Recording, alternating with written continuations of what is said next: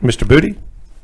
Yeah, hi. I'm a member. I'm a state vice president with an organization called Crimefighters, and I do a radio show with. I'm Irv Magri's sidekick, who's president of Crimefighters.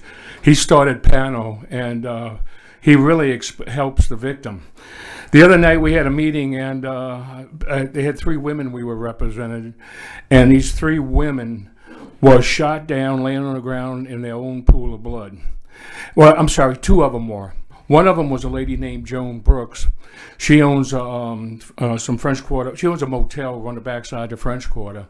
And they had a perpetrator that broke her door down at 3 o'clock in the morning. A 74-year-old lady. Her son got her to get a gun and use a gun. He had probably a 8-9 inch lead pipe in his hand. If she wouldn't have shot him, he would have died. So anyway, and people don't forget that. I'm looking at y'all in the eye, and I could tell you, when you look at victims in the eye, they absolutely still have fear in their lives, whether it's 10 months, 20 years, 40 years, or 50 years.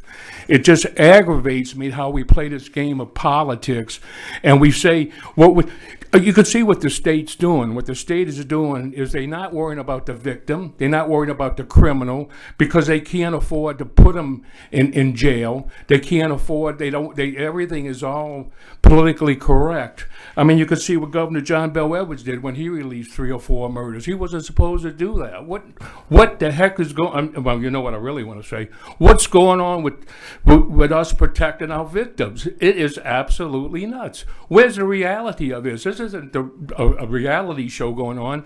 We're supposed to have a culture where people in America can walk the streets. I'm sorry I'm getting carried away. You got the ACLU, and you got all these special interests connected with the ACLU, spends millions of dollars for 15 years to fight for a perpetrator who's a murderer.